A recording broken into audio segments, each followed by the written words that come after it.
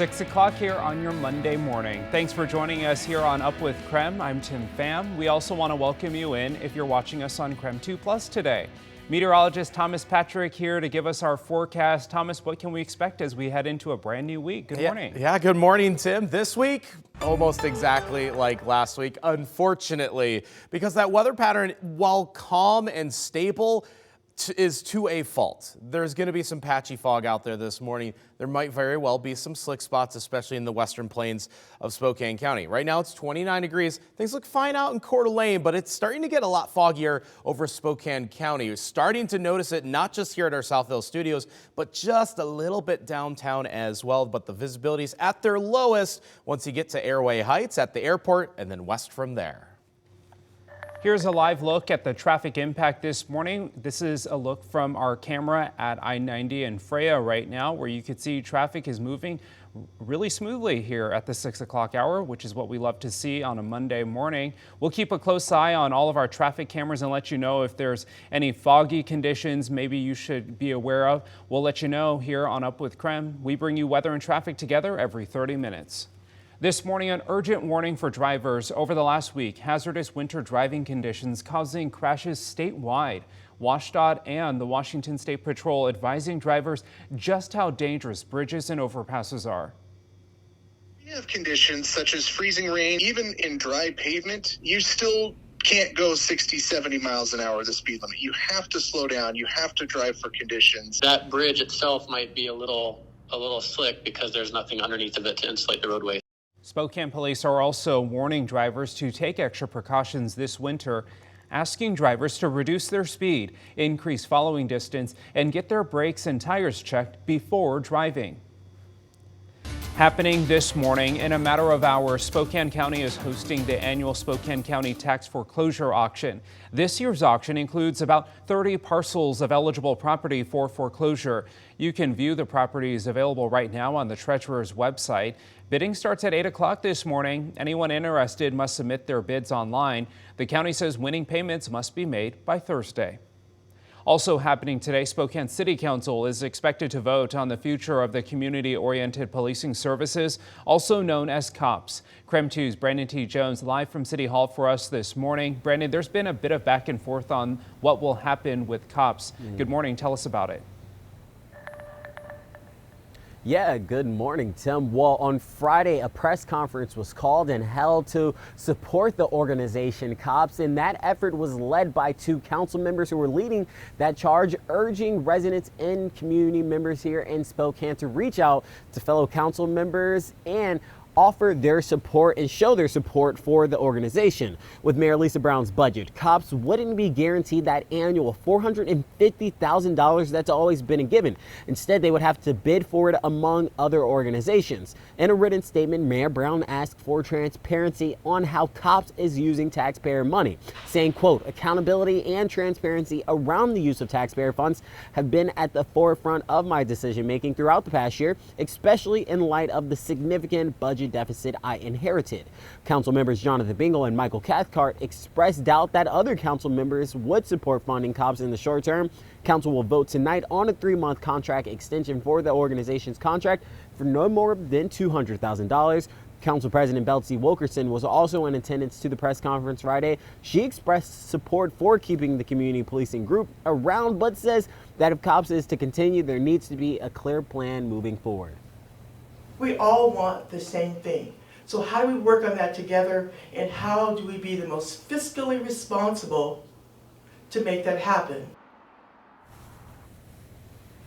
So we'll have a crew here covering the latest details that come from the council member tonight. If any new information comes forward from that meeting, we'll be sure to keep you updated across all KREM 2 platforms. But for now, reporting live here in downtown Spokane, Brandon T. Jones, KREM 2 News. We'll be watching it closely. Brandon, thank you. And this morning, we're learning what court officials suspect is to blame for Washington State's cyber attack.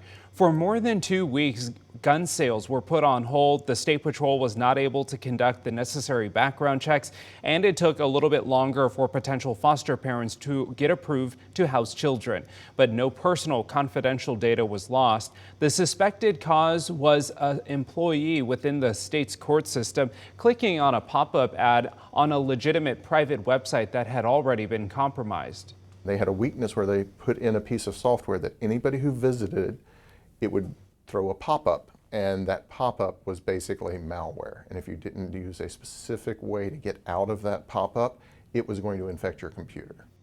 State officials saying security upgrades have been implemented to try and stay ahead of the next attempted breach.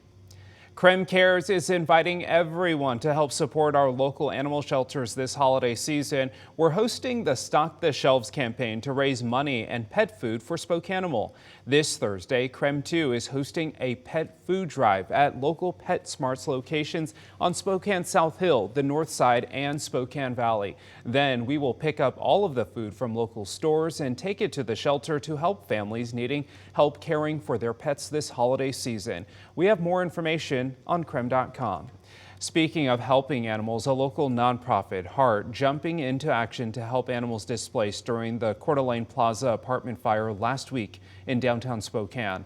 While the rescued animals are now back with their owners, it's not the first time Heart has helped out in a situation like this. They also helped close to 500 animals during the Medical Lake and Elk wildfires last year. Since 2006, the local nonprofit has helped with local and national disaster relief for animals. Driving force that we're all kind of crazy about animals. We love them, and we want to try to help facilitate what's best for them. The nonprofit says they are always looking for volunteers, especially as we head into the cold winter months. If you want to help, you can head to their website, heartofspokane.org. The Seattle Kraken made a great comeback over the weekend, and it was a game you only saw on KSKN 22. The Kraken down 3-1 to the New York Rangers early in the second period before a flurry of 5 goals. The Kraken went on to beat the Rangers 7-5. What a game.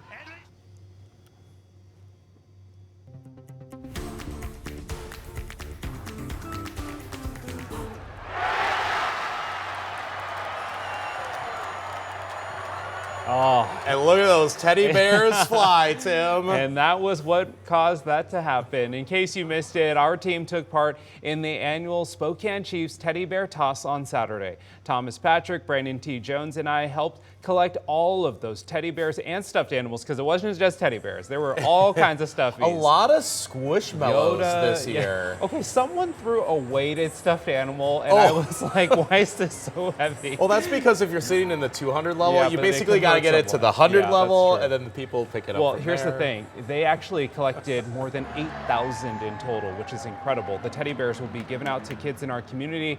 You may have noticed the Chiefs were also wearing their special teddy bear toss jerseys, which are being auctioned off.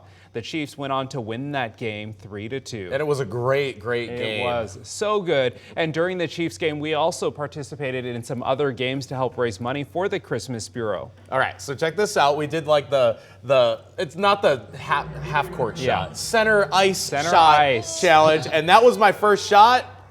Money for Can't charity. believe it. that I is. saw it in person. The first two he got. Yeah. So There you go, Tim. You're on net. It was very close. Very close. Almost in the jackpot. Okay. As for Brandon, though, they helped him out because he's from Florida, they heard, and they were like, here, come up a little bit closer to the net. Let's see if you can get it. There, yeah. Oh, He helped just him. close enough. We did raise $500, though, for the Slap Shot Challenge, which will be given to the Christmas Bureau. So it was a lot of fun, and we were so glad to be there. Yeah, an absolute blast. Hey, check out Coeur d'Alene and the beautiful lights out there. A calm but pleasant morning, or at least pleasant enough for, December standards. It's about 29 degrees at the moment. The only thing weather-wise that we're keeping an eye on is the patchy fog, especially in Spokane County at the moment. Just starting to get a little bit worse, especially at the airport and here at our South Hill studios as well. Whether it's cloudy or not, or whether it's foggy or not, it is just going to stay cloudy all day long with a high temperature no better than 32 degrees.